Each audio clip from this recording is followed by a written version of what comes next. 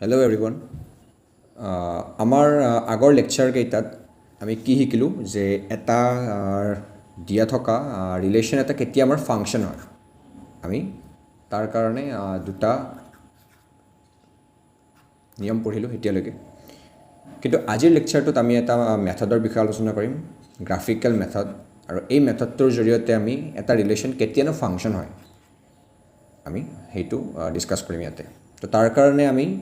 ইয়াতে ষ্টেপ লিখিছোঁ প্ৰথম ষ্টেপটো হৈছে at first draw the graph of the given relation y equal to F x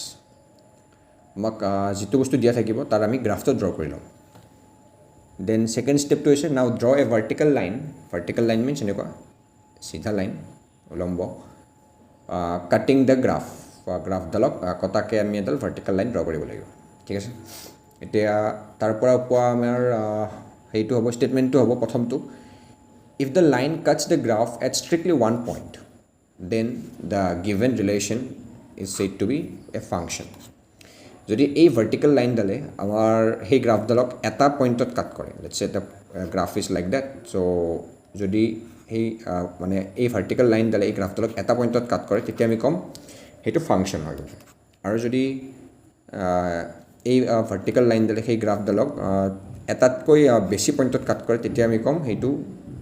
function নহয় ঠিক আছে এতিয়া এইটো কিহৰ কাৰণে হ'ল আমি চাই লওঁ ছাপ'জ আমাৰ হাতত দুটা ছেট আছে এটা ছেট এ আৰু এটা ছেট বি ছেট এৰ পৰা ছেট বিলৈকে এটা আমাৰ ৰিলেশ্যন আছে এই ৰিলেশ্যনটোৰ ফাংচন বুলি ক'ম কেতিয়া তাৰ কাৰণে আমি প্ৰথম এলিমেণ্টকেইটা লিখি লওঁ এ বি চি ডি ছাপ'জ এনেকুৱা এলিমেণ্ট আছে আৰু ইয়াতে এলিমেণ্ট আছে 1 2 3 4 5 ধৰি ল'লোঁ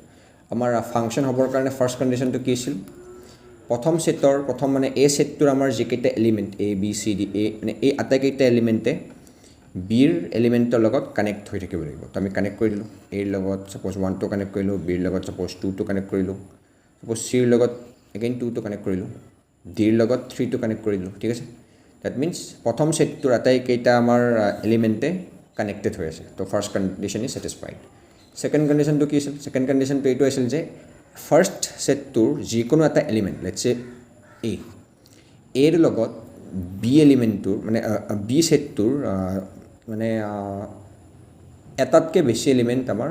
কানেক্টেড হৈ থাকিব নোৱাৰে ডেট মিনছ এৰ লগত 1 এৰ লগত 2 এইটো হ'ব নোৱাৰে ঠিক আছে কিন্তু এইটো হ'ব পাৰে যে এ আৰু বি সেইটো যদি অকল 1ৰ লগত কানেক্ট হ'ব পাৰে এইটোক আমি ফাংচন বুলি ক'ম কিন্তু এইটো হ'লে ফাংচন নহয় ঠিক আছে তো ছেম কথাখিনিয়ে আমি এতিয়া গ্ৰাফিকেলি মানে এনালাইজ কৰিম গ্ৰাফিকেলি কি হয় যদি মই কৈছিলোঁ আমাৰ মানে আগৰ ক্লাছত কৈছিলোঁ এটা ফাংচনক কেনেকৈ ডিন'ট কৰা যায় y equal to F of x বুলি তাত এক্সটো হৈছে আমাৰ ইনপুট আমি ইয়াত ইনপুট দিম আৰু এই ফাংচন নামৰ যিটো এটা মেচিনটোৱে কিছুমান কাম কৰি আমাক y ভেলুবিলাক আউটপুট হিচাপে দি দিব তো ছেম কণ্ডিশ্যন মানে ছেম চিটুৱেশ্যন আমাৰ ইয়াতে হৈছে যে এ নামৰ ছেটটোত এ বি চি ডি এইকেইটা হৈছে আমাৰ এক্স ভেলিউ এইকেইটা হৈছে আমাৰ এক্স ভেলিউ আৰু আউটপুট হিচাপে দিছে y ভেলিউ ঠিক আছে তো আৰু মাজত কামখিনি কি কোনে কৰিছে ফাংচন নামৰ মেচিনটোৱে কৰিছে ঠিক আছে তো ইয়াতে এক্স হৈছে ইনপুট y হৈছে আউটপুট ঠিক আছে এতিয়া আমি ইয়াৰ পৰা কি গম পাম যে এটা এক্সৰ কাৰণে আমাৰ দুটা y হ'ব নোৱাৰে যেনেকৈ এইটো কণ্ডিশ্যন এটা এক্সৰ কাৰণে আমাৰ দুটা y হ'ব নোৱাৰে তো সেইটোক আমি ফাংচন বুলি নকওঁ তেতিয়া যদি এটা এক্সৰ কাৰণে আমাৰ দুটা y হয় তেতিয়া আমি ফাংচন বুলি নকওঁ কিন্তু এটা ৱাইৰ কাৰণে আমাৰ দুটা এক্স হ'ব পাৰে এটা x1 ছাপ'জ এটা x2 হ'ব পাৰে এইটো এনেকৈ এইটো কেছ বিৰ লগত 2 চিৰ লগতো 2 এনেকৈ x1ৰ লগত y x2ৰ লগতো y ঠিক আছে তো এইটো আমাৰ ফাংচন হ'ব পাৰে কিন্তু এইটো আমাৰ ফাংচন হ'ব নোৱাৰে ঠিক আছে তো আমি এইখিনি গ্ৰাফিকেলি চাওঁ লেটছ সে এটা graph y equal to modulus of x ইয়াৰ গ্ৰাফটো আমি এটাই জানো ভি শেপ গ্ৰাফ হ'ব ইয়াৰ আমি যদি ইয়াতে যিকোনো এডাল ভাৰ্টিকেল লাইন ড্ৰ কৰোঁ ছাপ'জ এনেকুৱা এডাল লাইন তো এই লাইনডালে এই গ্ৰাফডালক জাষ্ট এটা পইণ্টত কাট কৰিছে ডেট মিনছ এইটো ফাংচন হ'ব কেনেকৈ ফাংচন হ'ব অলপ ডিটেইল যদি আমি ডিছকাছ কৰোঁ কেনেকুৱা হ'ব লেটছ সে এইটো এটা পইণ্ট এই পইণ্টটোৰ কাৰণে এক্স ছাপ'জ এটা এক্সৰ ইয়াৰ ভেলু এটা হৈছে মানে এটা এক্সৰ কাৰণে এটা y ভেলু দিছেই ঠিক আছে তো মই যদি এনেকুৱা এটা গ্ৰাফ লওঁ ছাপ'জ এনেকুৱা এটা গ্ৰাফ ধৰি ল'লোঁ এনেকুৱা এটা গ্ৰাফ আৰু এইডাল আমাৰ ভাৰ্টিকেল লাইন তো এই ভাৰ্টিকেল লাইনডালে এই গ্ৰাফডালক দুটা পইণ্টত কাট কৰিছে এ এটা পইণ্ট আৰু এ এটা পইণ্ট তো ছাপ'জ এই পইণ্টটো 5,0 এই পইণ্টটো 5,0 যিটো এডাল এক্স এক্সিছ আৰু এই পইণ্টটো ছাপ'জ 5,2 আকৌ এই পইণ্টটো হ'ব 5, ধৰি ল'লোঁ -2 তো এটা এক্সৰ কাৰণে এটা এক্সৰ ভেলু 5 তো এটা এক্সৰ কাৰণে x = 5ৰ কাৰণে we have two different y values y = 2 আৰু y = -2 তো এটা এক্সৰ কাৰণে আমাৰ দুটা y আছে যিটো আমাৰ ফাংচন নহ'ব ঠিক আছে তো মই যদি আৰু এটা এক্সাম্পল লওঁ এনেকুৱা টাইপ ছাপ'জ আমাৰ গ্ৰাফটো এনেকুৱা টাইপ তো আমাৰ গ্ৰাফটো হৈছে এইটো এডাল এক্স এক্সিছ y এক্সিছ আৰু যদি আমাৰ এইটো আমাৰ গ্ৰাফটো হয় তো মই যদি এডাল ভাৰ্টিকেল লাইন ড্ৰ কৰি দিওঁ এই ভাৰ্টিকেল লাইনডালে কি ক'ব যে মানে এটা পইণ্টত কাট কৰিছে ছাপ'জ এইটো 5,0 এগেইন এইটো হ'ব আমাৰ 5,2 ধৰি ল'লোঁ এনে তো ইয়াতে এটা এক্সৰ কাৰণে x = 5ৰ কাৰণে we have only one y that means এইটো আমাৰ ফাংচন হ'ব ঠিক আছে এতিয়া আমি কিছুমান এক্সাম্পল চাওঁ ছাপ'জ y = √4x ইয়াৰ গ্ৰাফটো এনেকুৱা হয় মনত ৰাখিবা যে এনেকুৱা হয় 0ৰ পৰা ষ্টাৰ্ট হয় এনেকুৱা হয় আমি যদি ইয়াতে ভাৰ্টিকেল লাইন ড্ৰ কৰি দিওঁ তো এই ভাৰ্টিকেল লাইনডালে এই গ্ৰাফডালক জাষ্ট এটা পইণ্টত কাট কৰিছে that means yes this will be function so' এতিয়া যদি এটা এক্সাম্পল লওঁ যে x² = 8y ইয়াৰ আমাৰ গ্ৰাফটোৰ প্ৰায় এনেকুৱা ধৰণৰ হ'ব ঠিক আছে ইয়াত যদি মই ভাৰ্টিকেল লাইন ড্ৰ কৰোঁ এই ভাৰ্টিকেল লাইনডালে এই গ্ৰাফটোক জাষ্ট এটা পইণ্টত কাট কৰিছে that means yes this will B A function ঠিক আছে আকৌ কিছুমান এক্সাম্পল ল'লোঁ ছাপ'জ এটা চাৰ্কুলাৰ ইকুৱেশ্যন x² + y² = 1 ঠিক আছে এইটো আমাৰ চাৰ্কল এইডাল আমাৰ y এক্সিছ এইডাল x এক্সিছ তো এডাল ভাৰ্টিকেল লাইন ড্ৰ কৰি দিলোঁ এই ভাৰ্টিকেল লাইনডালে চাৰ্কলটোক দুটা পইণ্টত কাট কৰিছে তো সেই দুটা পইণ্টত কাট কৰিছে মানে এইটো আমাৰ ফাংচন নহয় ঠিক আছে তো আৰু এটা ফাংচন ল'লোঁ y = x³ ইয়াৰ গ্ৰাফটো এনেকুৱা ধৰণৰ তো ইয়াতে আমি যদি এডাল ভাৰ্টিকেল লাইন ড্ৰ কৰোঁ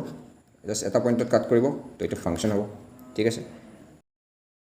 চ' এতিয়া মই ইয়াতে এটা ৰেণ্ডাম গ্ৰাফ এটা ল'লোঁ ছাপ'জ এনেকুৱাকৈ এইটো আমাৰ এক্স এক্সিছ y এক্সিছ এনেকুৱাকৈ ছাপ'জ ধৰি লোৱা যে এইটো y এক্সিছ এইটো এক্স এক্সিছ তো এই ক্ষেত্ৰত যদি আমি ইয়াতে ভাৰ্টিকেল লাইনডাল ড্ৰ কৰোঁ তেতিয়া সি এটা পইণ্টত কাটিব ন' ডাউট কিন্তু যদি মই এনেকুৱাকৈ এডাল ভাৰ্টিকেল লাইন এজিউম কৰোঁ তো এই ভাৰ্টিকেল লাইনডালৰ কাৰণে এটা এক্সৰ কাৰণে ইয়াত different values of y that means এইটো আমাৰ ফাংচন নহয় ঠিক আছে এতিয়া আহিল এটা function y = box of x means greatest integer function আমি ইয়াৰ বিষয়ে আগতে আমি ডিছকাছ কৰিছোঁ তো ইয়াৰ গ্ৰাফটো যদি মনত আছে এনেকুৱা ধৰণৰ হয় ষ্টেপ ৱাইজ ফাংচন বুলি কোৱা হয় ইয়াক ঠিক আছে তো ইয়াতে যদি আমি এডাল ভাৰ্টিকেল লাইন এজিউম কৰোঁ ছাপ'জ এনেকুৱাকৈ যদি এডাল ভাৰ্টিকেল লাইন এজিউম কৰোঁ তো এইটো পইণ্ট ইনক্লুডেড আছে কিন্তু ইয়াতে নাই চ' ডেট মিনছ এই ভাৰ্টিকেল লাইনডালে এই গোটেই গ্ৰাফডালক জাষ্ট ওৱান পইণ্টত কাট কৰিব চ' সেইকাৰণে ক'ম যে এইটো ফাংচন হ'ব ঠিক আছে চ' এতিয়া আৰু দুটা এক্সাম্পল লওঁ ছাপ'জ উই হেভ x = 5 এই x = 5 লাইনডাল কেনেকুৱা হ'ব এইটো হ'ব x = 5 যদি মই ইয়াতে এটা ভাৰ্টিকেল লাইন ড্ৰ কৰি দিওঁ ইয়াৰ মাজেৰে সেইটোৱে এই গ্ৰাফডালক অভাৰলেপ কৰিব that means for only one X value x = 5ৰ কাৰণে we have infinite number of আমাৰ হাতত বহুত কেইটা y ভেলু থাকিব চ' এইটো আমাৰ ফাংচন নহ'ব যদি y = 5 বুলি কওঁ ইয়াৰ গ্ৰাফটো এনেকুৱা হৰাইজণ্টেল হ'ব তো ইয়াতে যদি আমি ভাৰ্টিকেল লাইন এজিউম কৰোঁ সেই ভাৰ্টিকেল লাইনডালে এই গ্ৰাফডালক জাষ্ট এটা পইণ্টত কাট কৰিব তো সেই হিচাপে এইটো ফাংচন হ'ব yes I think this is enough so' thanks for ৱাচিং